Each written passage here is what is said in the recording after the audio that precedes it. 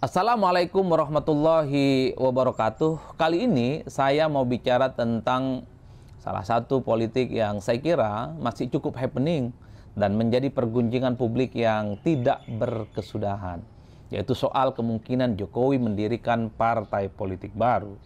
Beberapa waktu yang lalu, salah satu loyalis Jokowi, seorang loyalis yang menurut saya paling Jokowi, yang terkenal dengan statementnya, merah kata Jokowi, merah kata relawan, yaitu Budi Ari yang saat ini adalah seorang menteri di kabinetnya Pak Prabowo Subianto, mengaku bertemu dengan Jokowi yang salah satu pembicaraannya adalah soal kemungkinan bicara partai yang disebut dengan Partai Super TBK.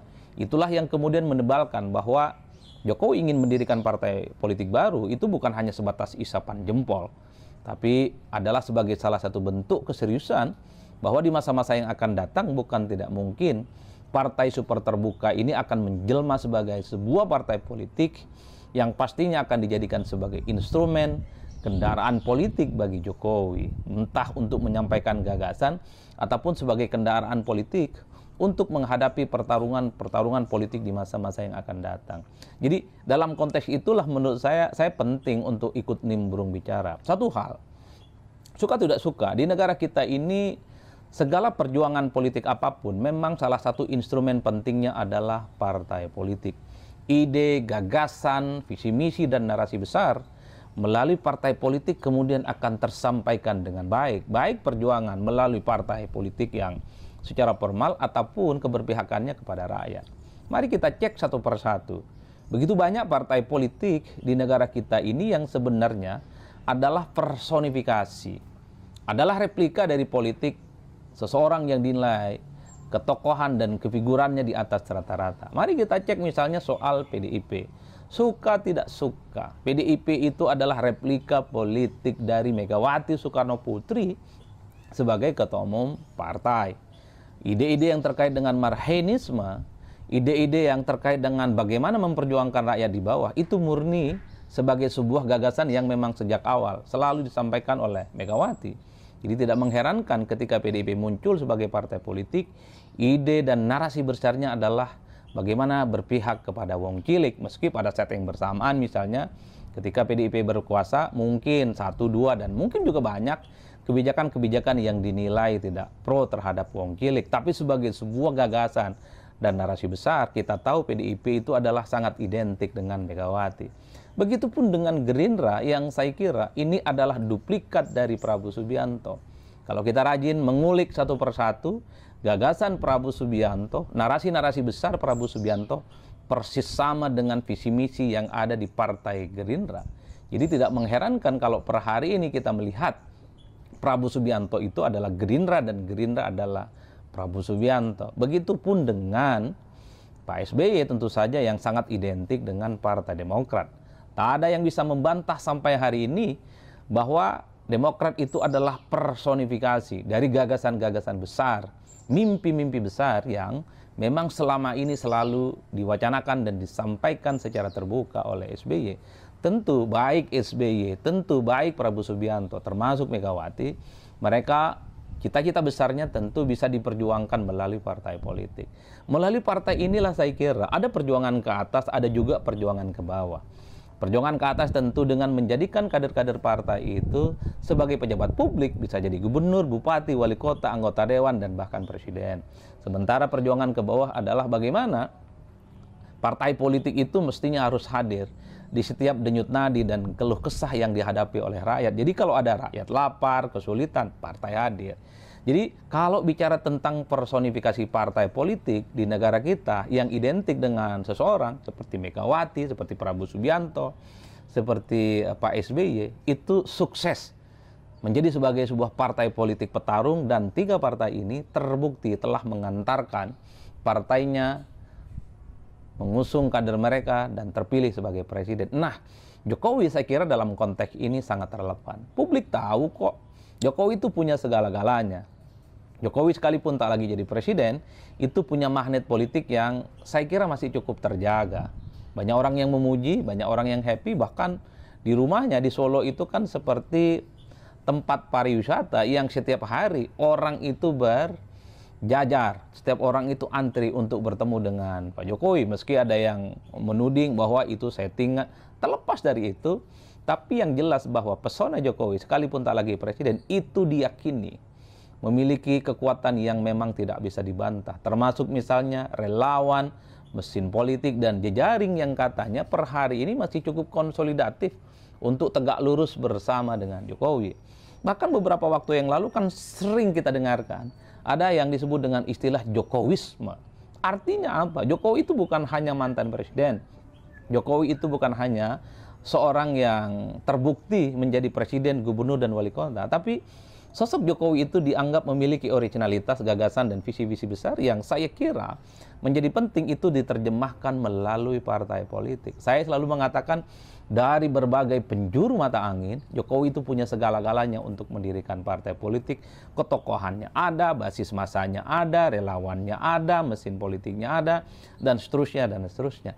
Itulah yang saya sebutkan bahwa salah satu untuk menguji bagaimana gagasan, networking, dan jejaring politik Jokowi itu terus kuat hingga hari ini, tentu adalah dengan mendirikan partai politik. Dengan mendirikan partai politik itulah tentu saja bagaimana kekuatan Jokowi itu akan diuji. Apakah nanti partainya Pak Jokowi yang disebut dengan partai super terbuka ini misalnya menang di pileg, bisa usul capres dan cawapres, ataupun misalnya di pilkada mampu mengusung calon gubernur, bupati, dan wali kota. Karena kehebatan seseorang itu secara elektoral mesti diukur sejauh mana dia berpartai dan partainya mampu melahirkan calon-calon pemimpin yang kompetitif di masa-masa yang akan datang. Tentu partai politik baru Jokowi ini bukan hanya partai politik yang misalnya hanya dipersepsikan untuk bertarung di 2029, tapi bicaranya tentang jangka panjang. Tentu sepanjang Jokowi itu memiliki stamina politik yang pastinya akan juga panjang, mengingat Jokowi masih cukup muda. Oleh karena itu, saya termasuk yang sebenarnya cukup menanti bahwa partai politik Jokowi baru itu harus segera di-launching dan diluncurkan sebagai bentuk perjuangan politik. Pak Jokowi itu adalah sebagai sosok yang memang cukup layak untuk disejajarkan dengan ketua umum partai yang lainnya yang ada di Indonesia. Itulah yang saya sebutkan. Jokowi tutup mata saja, saya kira partai politiknya yang disebut dengan partai super TBK ini mungkin akan mendapatkan apresiasi publik. Bagaimana cara mengukurnya? Tentu adalah partai. Tidak bisa misalnya kita mengklaim seseorang itu punya basis massa, tidak juga bisa misalnya berbangga diri bahwa seseorang itu memiliki networking dan jejaring plus magnet politik yang cukup kuat. Kalau mendirikan partai politik itu tidak bisa dilakukan. Meski itu bukan segala-galanya, tapi kan kiprah, tapi kan gagasan dan narasi-narasi besar seorang tokoh penting di negara kita itu ya memang harus mendirikan partai politik, harus mendirikan partai-partai politik. Kita tahu bahwa sejarah berdirinya partai politik di negara kita itu kan memang tidak bisa dilepaskan dari tokoh-tokoh penting di Indonesia. Amin Rais bikin partai, namanya Partai Amanat Nasional. Kemudian Gus Dur bikin partai, namanya Partai Kebangkitan Bangsa. Begitupun dengan tokoh-tokoh yang lain. Itulah yang saya sebut bahwa uji materi tentang pentingnya Jokowi mendirikan partai, termasuk yang paling banyak ditunggu. Konon Jokowi ini kan memiliki keberpihakan terhadap rakyat bawah. Jokowi kalau melihat style politiknya, suka belusukan, down to earth, kemudian memang selalu mengunjungi dari satu tempat ke tempat yang lain, itu kan adalah satu portofolio politik yang menurut saya memang sangat bagus kalau bikin partai dan kemudian diikuti oleh seluruh kader-kadernya nanti. Nah itu yang saya kira perdebatan, termasuk juga harapan, termasuk juga ada pro dan kontra tentang Jokowi bikin partai politik baru per hari ini paling banyak dinanti. Banyak sekali misalnya perdebatan di media sosial, di X, di IG, termasuk di TikTok. Mereka mostly berharap Jokowi segera deklarasikan partai politik barunya. Atau jangan-jangan yang kedua, bahwa yang disebut dengan partai super TBK ini ya hanya sebatas gosip politik, hanya sebatas wacana politik, hanya sebatas diskursus politik. Bahwa partai super terbuka itu tidak lebih dari sekedar bahwa Jokowi itu misalnya kelihatan selalu dikunjungi oleh publik, banyak yang antri untuk bertemu di rumahnya, datang di berbagai tempat, ada yang mau salaman ataupun ada yang selfie. Jangan-jangan itulah yang disebut dengan partai super terbuka. Kalau itu judulnya ya kita tidak perlu berharap, apalagi misalnya mendesak supaya Pak Jokowi itu bikin partai politik. Jangan-jangan posisi Pak Jokowi yang saat ini individual, tidak ada partai politik apapun, dengan cara memposisikan diri Jokowi sebagai sosok yang selalu menjadi kerumunan publik, misalnya selalu menjadi media darling, misalnya, itu adalah disebut sebagai partai super terbuka.